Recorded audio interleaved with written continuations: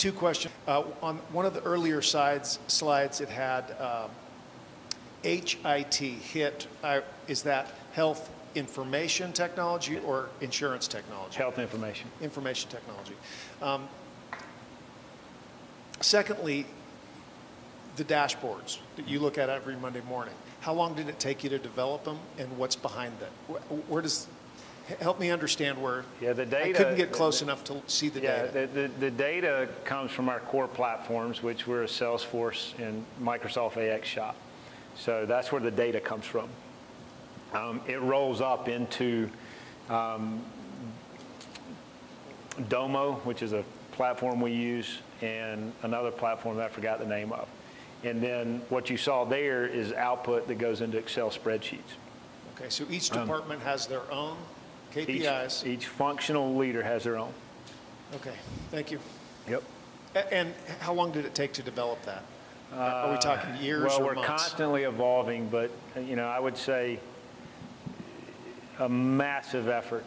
But it's also one of those things where if we're going to serve, how can you not? You know, what are you making decisions off of if we're not making these decisions? And so we go back to service. We had to get these dashboards in place to be able to serve effectively.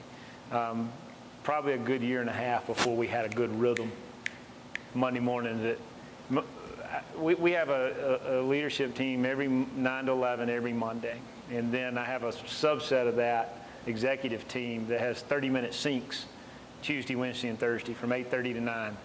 And it's around the horn. What's important now? And a lot of it comes out of the Monday meeting. You're like, oh, crap.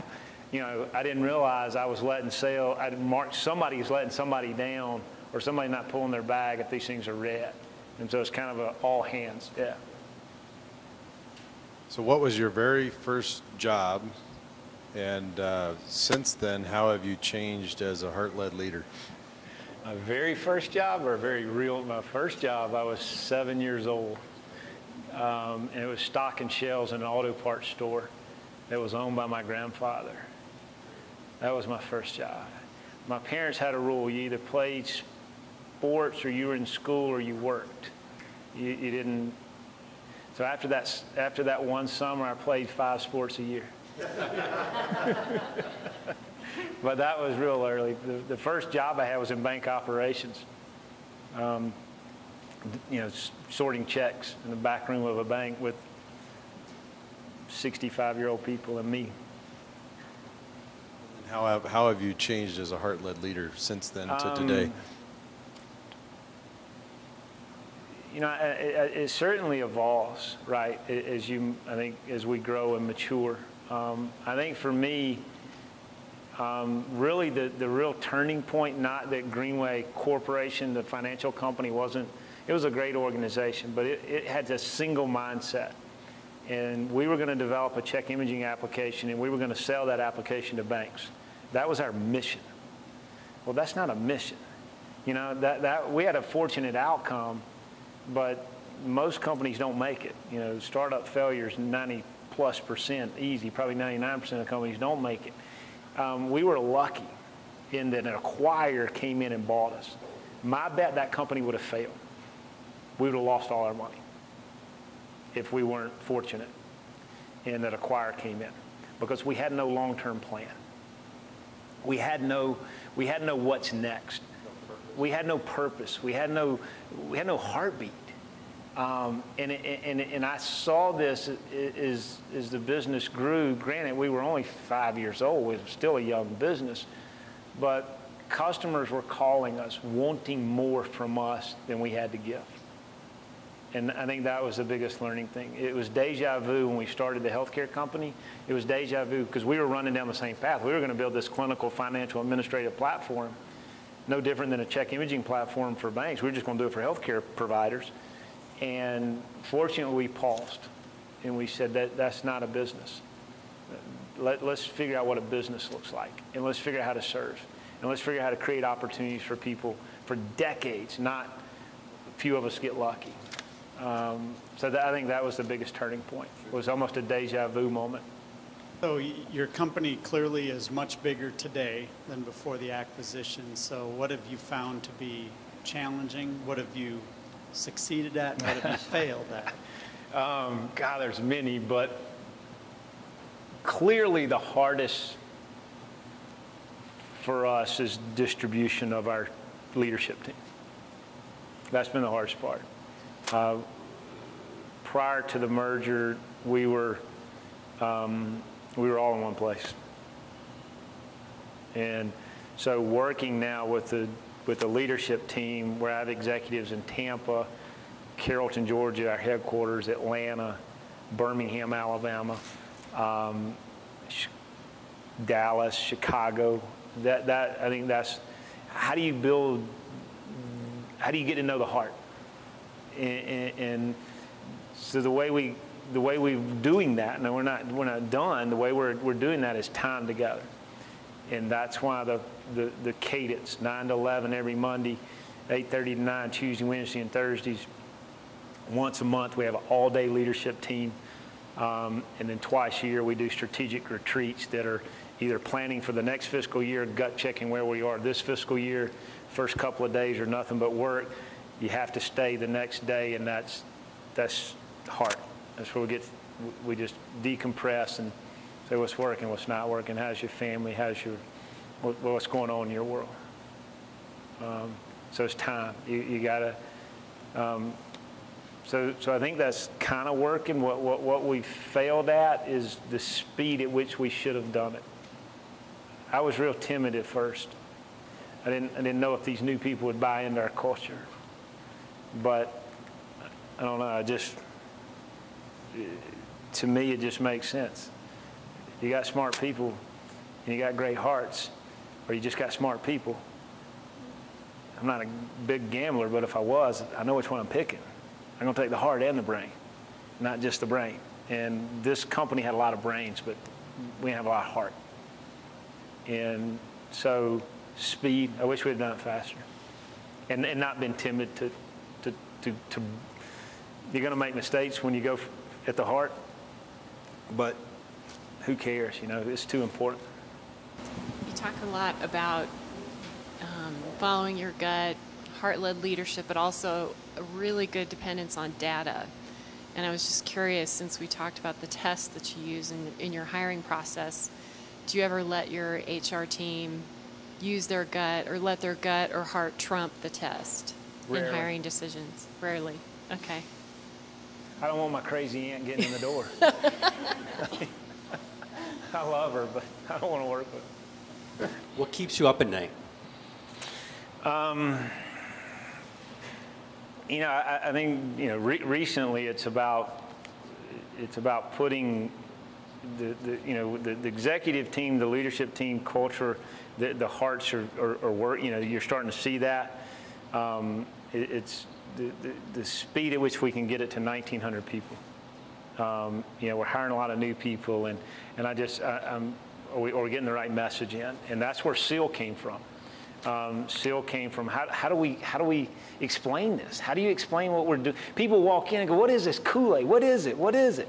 Well, we were having a hard time ourselves trying to explain it to people. So that's where SEAL came from, and so so that's where that's where my real passion is right now, and that's where our executives' real passion is. But what keeps, I sleep pretty good right now, My kids are out of diapers. There's been many sleepless nights. Cash flow, raising money,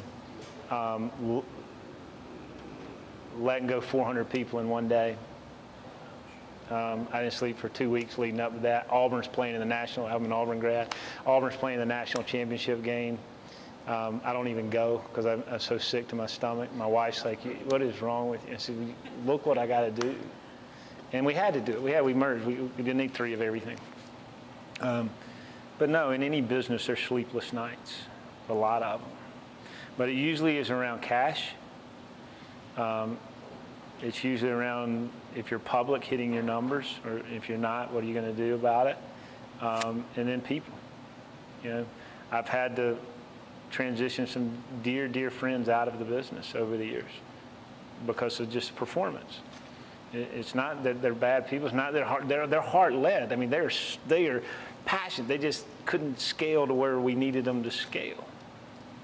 Those are the hardest ones. And those come up, I mean, they come up all the time. Those aren't easy conversations. But I think what people will tell you inside the organization, those conversations are had from the heart. What's your opinion of Obamacare? What's it done to your business? What do you think personally about the rollout, not the rollout, but what its effect on the industry? Yeah, I think there's two, for us, there's two components. There's the Affordable Care Act, and then there's this thing called the American Recovery Reinvestment Act. And part of that was high tech. Now, it really started with Bush. It didn't start with Obama, so I'll get to your question, but I have to go back and explain why some of it really helped our business. The high tech said every provider in the United States has to use electronic health records. Hello, we just happen to develop electronic health records.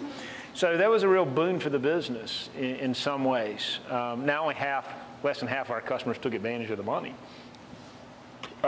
which is odd for many reasons, but physicians and providers are leery of the government, and so they don't want them to have access to their data. And when you took the money, you got to give them access to your data. That was kind of the card. And then the Obamacare, the concept of people having insurance makes a lot of sense. How we've done it is a disaster because, believe it or not, people had insurance anyway. You were all paying for it. Every person that needed health care in this country went in the emergency department, for the most part. Emergency department can't turn people away. So they have to take that in. Well, we're having to subsidize hospitals all over the country. So we were paying for this anyways in some form or fashion, but 31 million people need some type of insurance to make this system work. The implementation of it's a disaster for small business. And that's the part that's disheartening is now, on the flip side, the ball's rolling. So I can give Obama credit to say, okay, you didn't get it. I don't think you got it right. In fact, I think you missed the mark, but the ball's going. We're not going back. We're going to tweak it. So in that regard, you got to give him credit to say, you know what, Katie bar the door, we're going to get something, and then we'll let legislation evolve it. Do I? Like I said, the implementation of it is a disaster because it's going to be really costly, and there were better ways to do it. You had mentioned your executive team goes through an MBO program.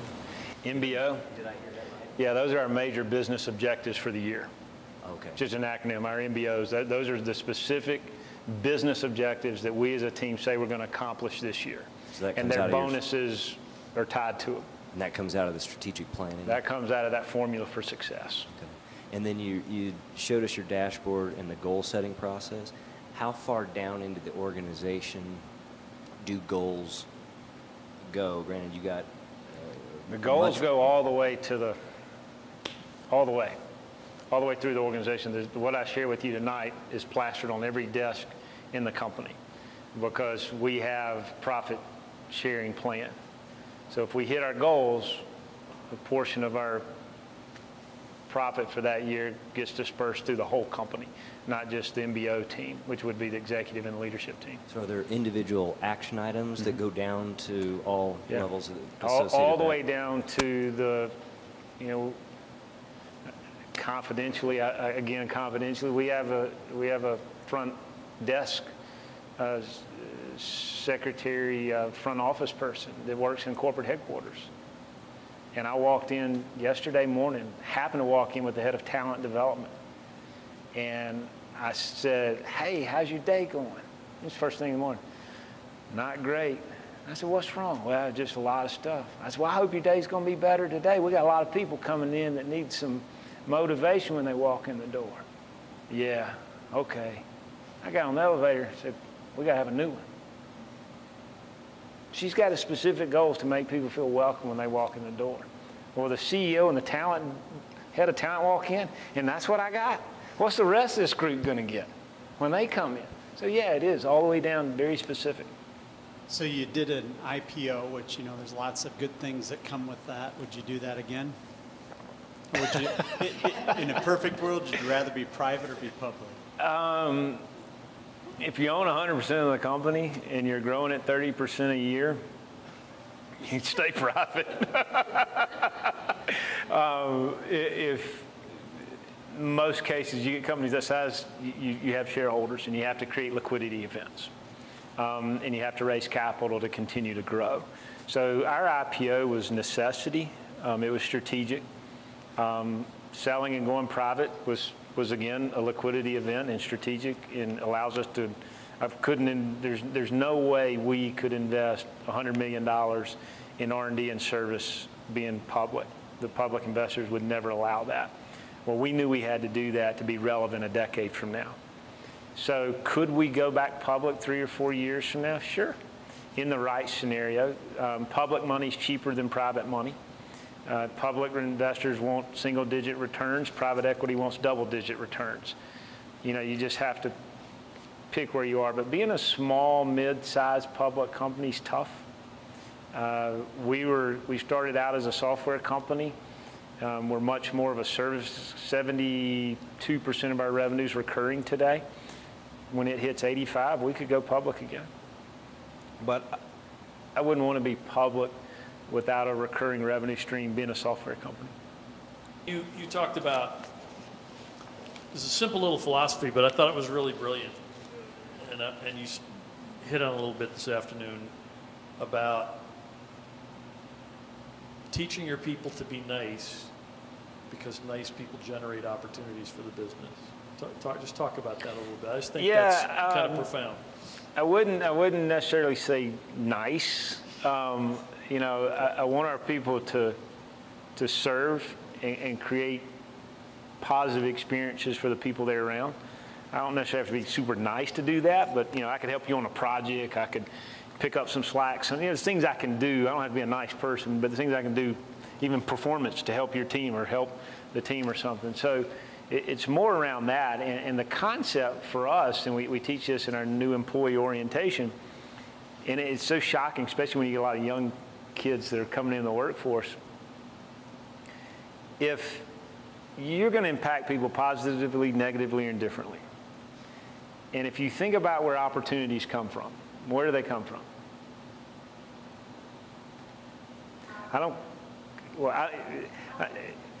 Exactly. So I don't care how many degrees you have, how smart you are. More than likely, the opportunities that you've had in your life have come from somebody else. Somebody introduced you, somebody opened a door, somebody connected you, something happened. So if opportunities come from other people, does the person with nobody around them, or the person has people that want to be around them, who's going to get more opportunities in life? The person people want to be around.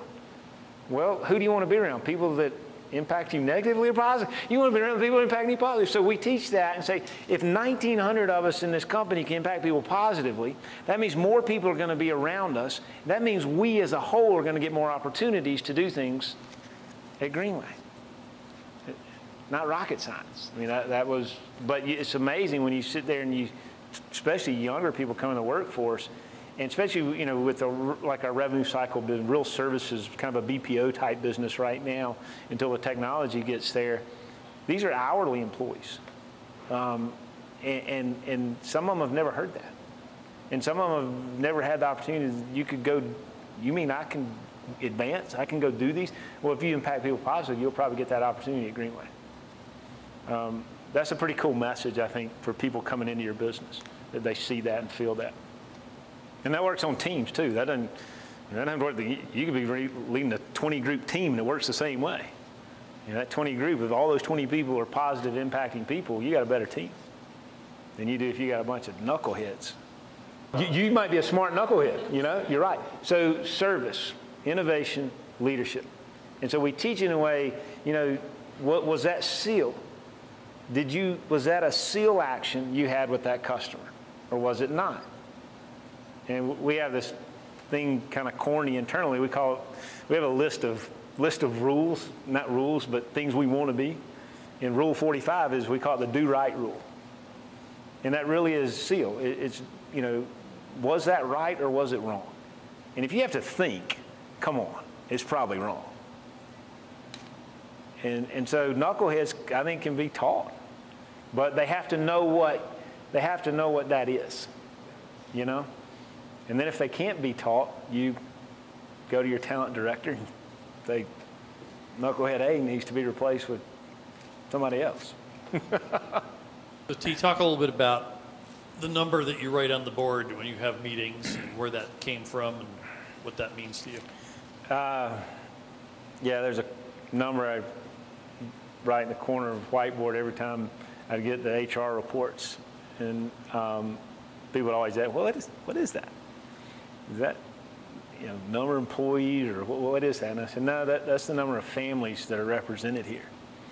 And those are, that's for me personally. That's for me, that's a reminder that says you got a responsibility to serve.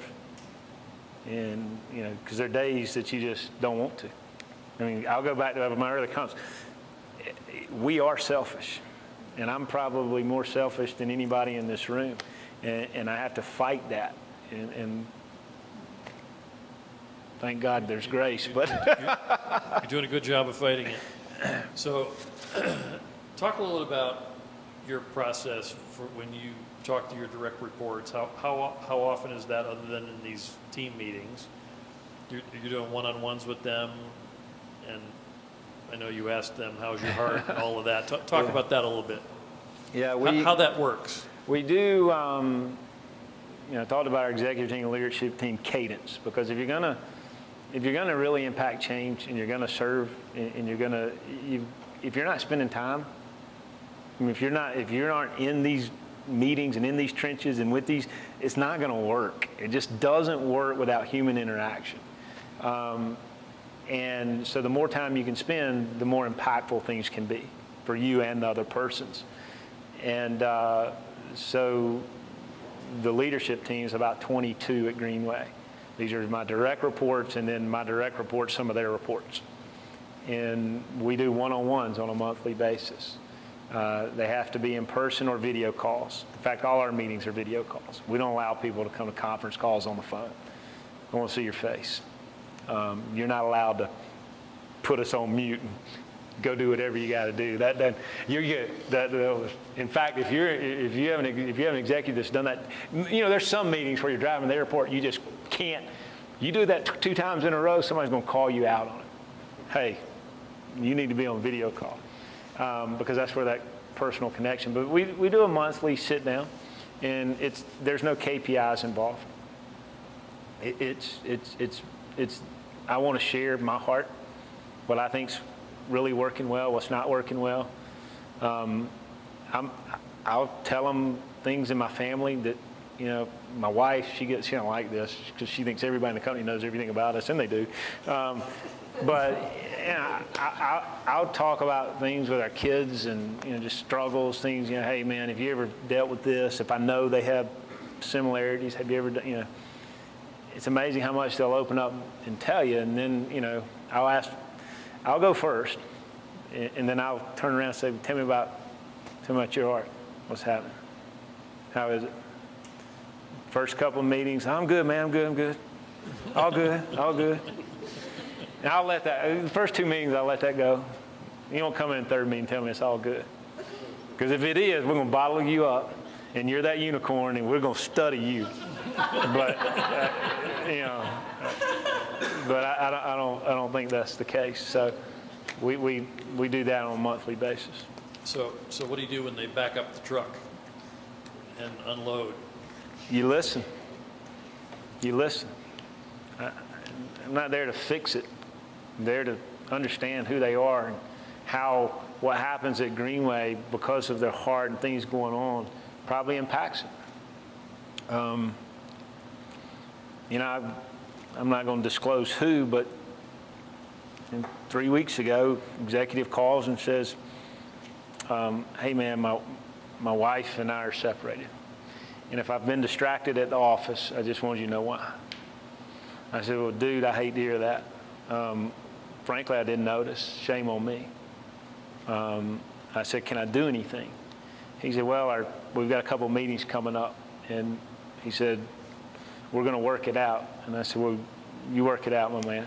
And I said, I'll pick up whatever that is. And I said, hey, I'll pray for you. And left it at that. And we had a couple of big things that he was supposed to be a part of that I took. And in fact, got a note Friday that he moved back home. I didn't fix anything, but he had the ability to call me and tell me something's going on. And you don't do that without having the heart as part of this conversation. So sometimes you get unloaded on. So be prepared. Some people are more willing to share than others. Sometimes you're like, man, I don't know if I wanted to know all that, but you let it out there. So, but it's still a professional environment. I'm not the shrink. I don't want you to fix it. I just need you to know that's going on, and I'm going to be a little distracted. My 14-year-old daughter's done some crazy stuff, and so y'all bear with me a couple of days. Let's talk about your community involvement a little bit. Your Rafa deal. That's kind of fascinating. Yeah, that.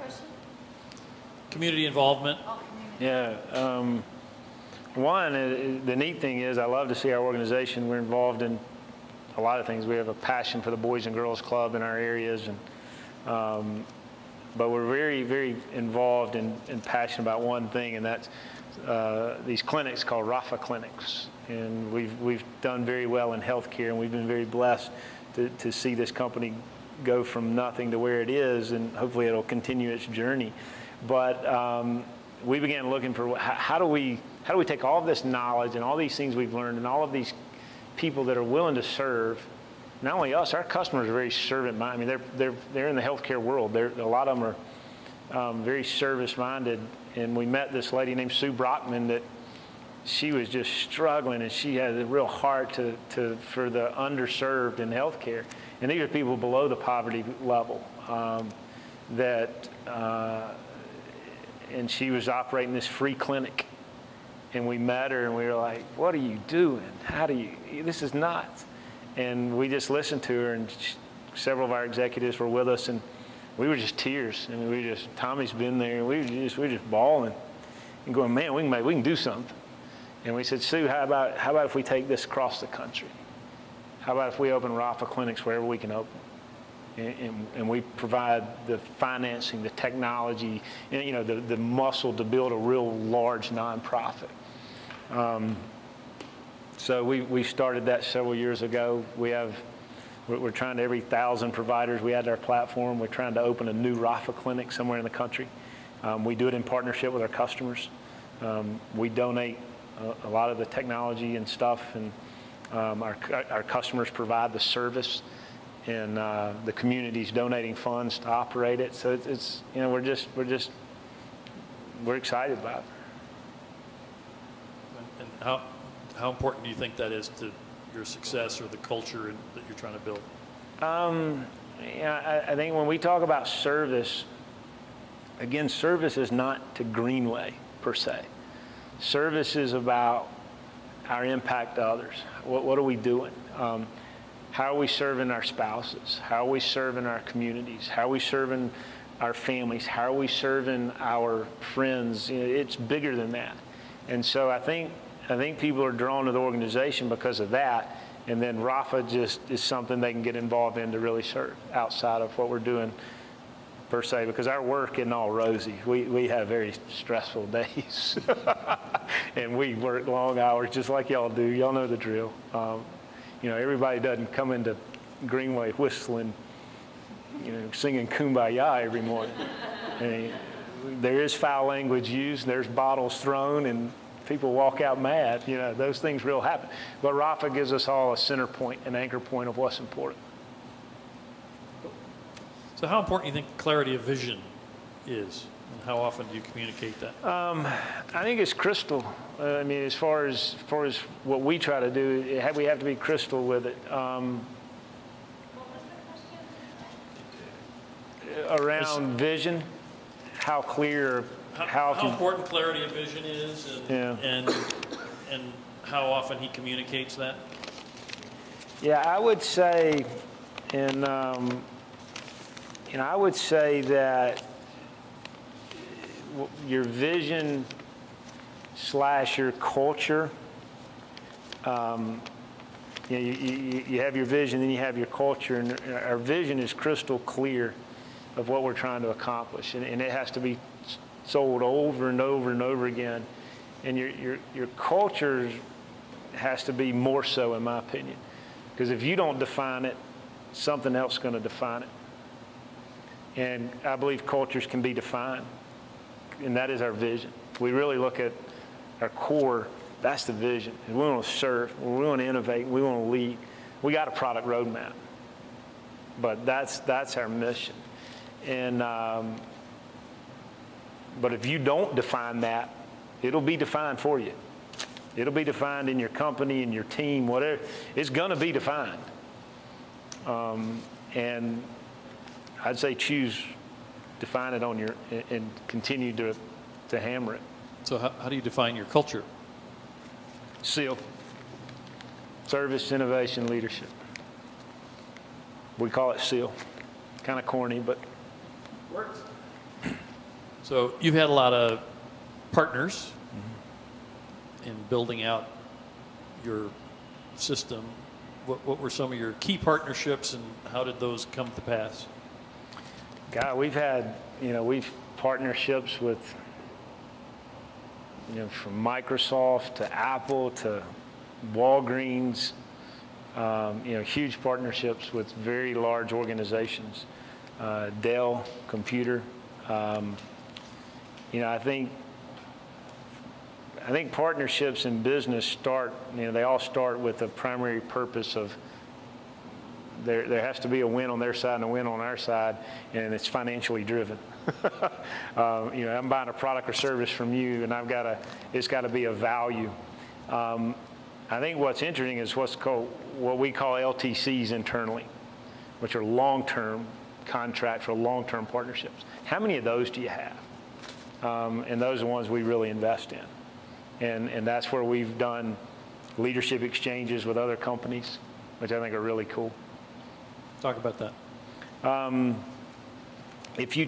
We actually have customers that come to our business to learn our culture about service, and we're starting to see some more of that, because healthcare providers, historically, service has not been an issue. You go to the doctor, you feel like it was a great service experience. No, it's a horrible experience. You wait for hours, you're treated rudely, you fill out reams of paper that you've already filled out that they lost. They don't have your labs that you had 3 weeks ago. It's a disaster. So our customers are having to become more service-minded, and they're coming and asking what SEAL is and how do we do it, which is interesting. We don't have a formal program that we could train people on it, because I think we're still learning ourselves. But anyway. Do you ever look for partnerships where there is a zero revenue on your side of the page, and your partner's getting all the revenue, but the value from the relationship is worth it to you? Do we have any partnerships where we get zero revenue, yet they get all the revenue? Yeah, but the value that they bring to you and your clients, have you ever seen anything like that? I'm just trying to think, no. There may be some quid pro quo somewhere. Education. Yeah, there might be something where we swap or do some different things, but not. Usually it's revenue. Yeah, usually if I found that in our company and I had that functional leadership meeting with that executive, we might have a problem. Like, what do you mean? We're giving away what? No, I really haven't. Well, Rafa. Yeah. No, I'm sorry. Yeah, I was thinking corp more, but Rafa, absolutely. Yeah, I think we get more out of that than anybody. Just being in those clinics, and I think one clinic, I don't know how many thousands of visits we're doing a year now in some of these clinics, but it's massive. And we do everything from all the way up, we do dental, we do primary care, we get drug, we have deals with drug companies, we get all free drug. I mean, it's pretty cool.